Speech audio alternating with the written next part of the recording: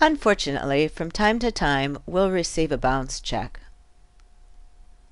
When we do, we have to account for the funds not being posted correctly to our bank account. Let's talk about that in this movie. First, I've had to do a little prep work. I've gone to List and down to my Item List.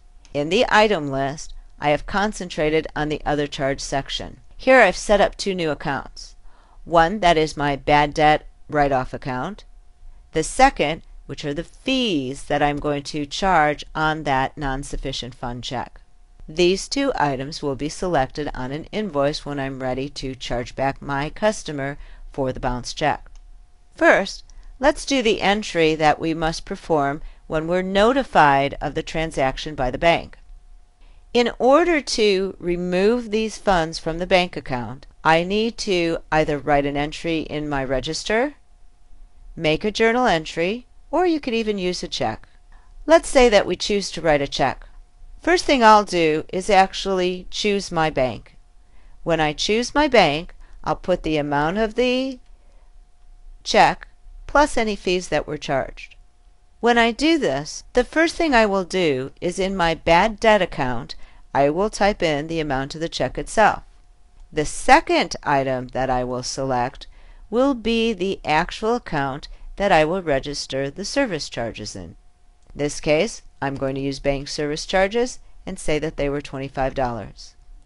Now I can save and close, and I have accounted for the fact that those funds are no longer in my checkbook. Now I'm ready to re-bill my client to receive payment again. I don't want to change the original invoice because that was recorded as a sale at the time the event took place. I do, however, need somehow to reaccount for the fact that this money needs to be recollected. Here's where those two new accounts come in. I'm going to go to Customer and down to Create an Invoice. Once again, I'll choose my customer, and now in the Items section, I will choose the bad debt account that I just set up. I will go down to my Other Charges, select my bad debt, and first write in the amount of the check itself.